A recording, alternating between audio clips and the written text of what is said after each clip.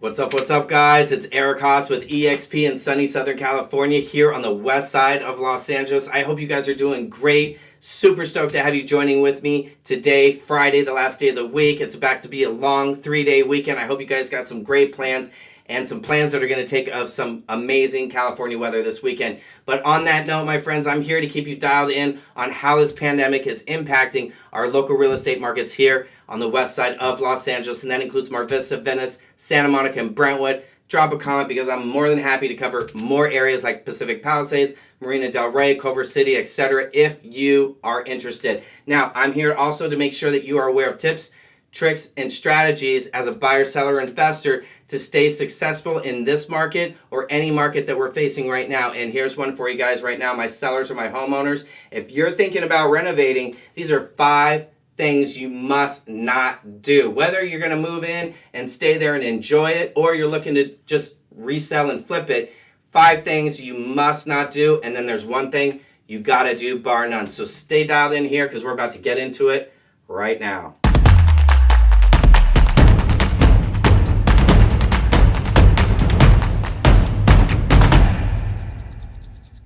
All right, my friends, you guessed it, that number 1 must thing you must do when you're renovating. I'm going to hold that to the end because that is probably the biggest, most important piece of this whole video I'm about to share with you. But without further ado, let's just jump into number 1 of things that you must not do when you're renovating. And let me tell you, my friends, Michael Jordan is fully aware of this one. Don't build or renovate your home so specifically and particular to you. That means you, Michael Jordan, yes, your home has been on the market for over 8 years. And why?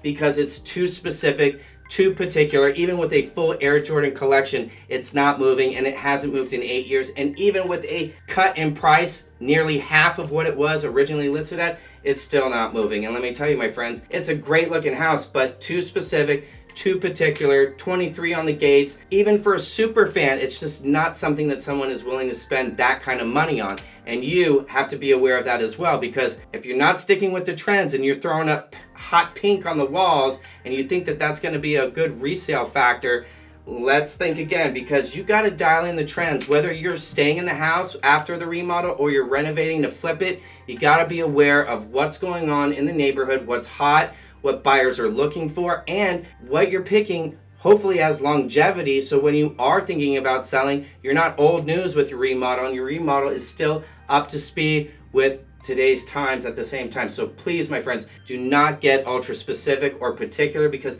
that's going to find you sitting on the market, and that's nothing that you want to experience, especially as a seller in this market in West Side Los Angeles. And if you haven't taken a look, check out my Q2 market update for the West Side, because I got it completely dialed in. But look, my friends, you want to make sure that you are delivering a home that has the trends dialed in if you remodeled it or renovate it, especially if you're looking to sell it. Now, number 2, don't get too fancy. I know we touched on being too specific and particular in the first topic, but the second one is don't get too fancy. Don't overdo it, okay? You got to pay attention to the neighborhood. If there's a string of old homes throughout the neighborhood, maybe that isn't the particular neighborhood that you want to invest a ton of money into. However, if you're in LA, that's a different story, because the markets here are really commanding for people to pour money into renovations. But you've got to be smart. Again, throwing in an elevator in a 2-story home in Compton is really not going to match up whatsoever with what is going on in that neighborhood as a whole. There are remodels and renovations going on throughout the city: Compton, Brentwood, Bel Air, West Hollywood, Hancock Park, Culver City, Mar Vista, Venice for that matter. But they all are within the realm of what's happening in the neighborhood. And also make sure that when you're building out that home with a renovation or remodel to move into or resell, you want to make sure that it comps out with other homes in the neighborhood, so you know that you're not like overspending and overdoing it with your upgrades and your appliances that you may be choosing, and this huge island that you're putting in that really isn't something that is normal for the neighborhood either, or building a ginormous mansion. Please make sure that you're aware of your surrounding neighborhood, what's going on with the remodels and renovations that have already happened, and make sure that what you're putting into it is not going to exceed the profit margin that you would like to get at the end of the day. Now, number 3 is a biggie. 3 is do it yourself. I do it yourself for like IKEA projects, like making a desk here, making the kids' desk, maybe doing a dresser here and there. But never, my friends, am I going to ever see myself in a position, nor trust myself for that matter, to do a remodel, say, of a kitchen, a bathroom, or an addition of a master, anything of that nature. And let me tell you, I've been through the remodel process before. I've gutted my entire home. We flipped the dining room and kitchen. It just made more sense. And if you saw it, it's fantastic. But we didn't go crazy. Went well within the means of the neighborhood as well. And that's what you got to pay attention to. But guess what? I didn't do it myself. You got to hire a professional. And if you do have some skills, that's great. But here's the main thing. Make sure you get a permit, whether it's a $700 thing that you're doing or a full-on addition. If you are not getting a permit for any of these remodels or renovations that you're doing, you need to have these, or they don't really count for anything. People aren't going to trust that you did it properly to code, and that's a major thing then, especially if you're adding square footage. You don't have that permit, that square footage might as well not even exist. So please, my friends, even if you are doing it yourself, make sure that you've got that permit dialed in, because otherwise all that work is going to count for nothing. Because every buyer out there, especially buyers that I work with these days, if I hear renovation in the description or remodel, there better be a ton of permits to outline exactly what was done for that remodel or renovation, because I want to know for sure that, are we spending too much money with this price point, or should we reduce a little bit because this area wasn't even permitted, and now it's on us as the buyer, the responsibility to feel comfortable whether or not we want to move forward with that or not. Now, number 4 is an interesting one. The opening of walls has become a major trend right now in real estate. You got to pay attention to that size of home. See, I was in a home that I'm in right now that I renovated, and originally it was about 900 square feet. We took it to almost 1,500 square feet, and we had a nice wall between the living room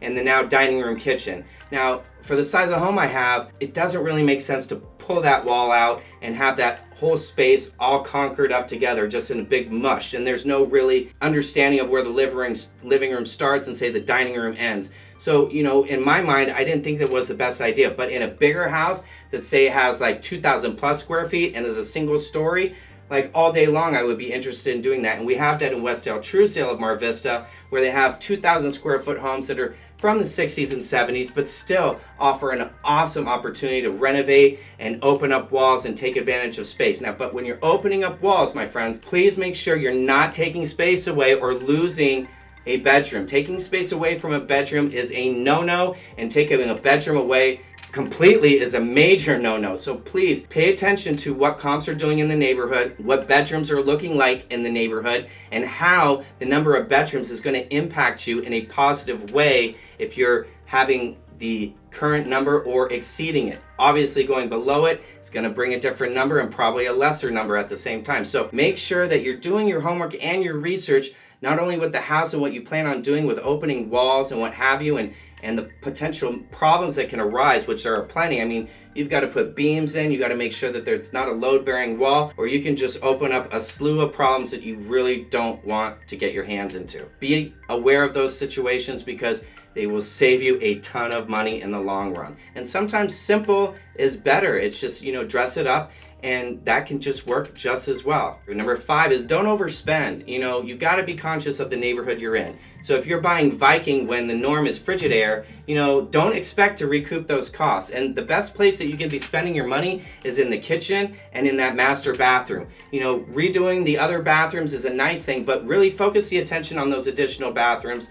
As I mentioned, the master suite and the kitchen, because that's where the main money is. That's where people want things to be updated. And the other bathrooms can be touched up and remodeled the way they all want to see them, and with their own vision at one point in time or whenever they feel like it. But really the money is in the kitchen and that master suite, because everyone wants to be a master chef in their kitchen, and everybody wants to have a nice master suite to retreat to at the end of the day. So if that's what you're looking to do, those are great additions to add to your property. If you're not and you're thinking about putting into other things, just make sure that you're not overspending, because at the end of the day, you want to have a profit margin. You don't want to be that person who's reducing to get your property sold because you made some mistakes along the way as far as choices with your remodel and renovation. And on top of that, you don't want to be too specific and particular as well, that everyone is just not feeling it and you're the only one at the end of the day that wants to live in that castle alone.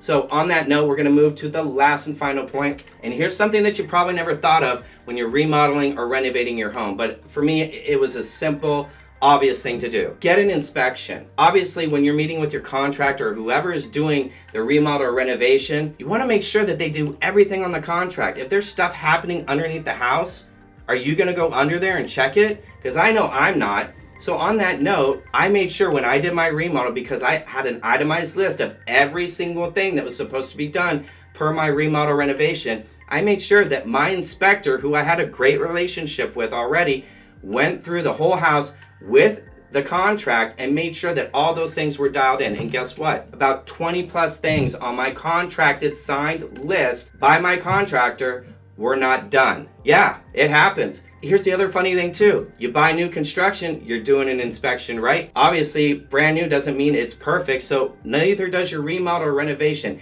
And it's not a mean thing to do at all to have your inspector come out and make sure that what you're paying for is actually done. I mean, I still have a furnace sitting under my house that was supposed to be taken out per my contract. But guess what? It's too late now, but at least I'm aware of it and I can renegotiate with the contractor and say, hey, look, you didn't do X. I need you to do Y as a result. So keep it dialed in here, my friends, because I'm here to make sure that you're fully aware of every step of the process, whether you're buying, selling, renovating to sell, remodeling to sell, or you're looking to buy brand new construction or invest in multi-units or duplexes or get that first investment property.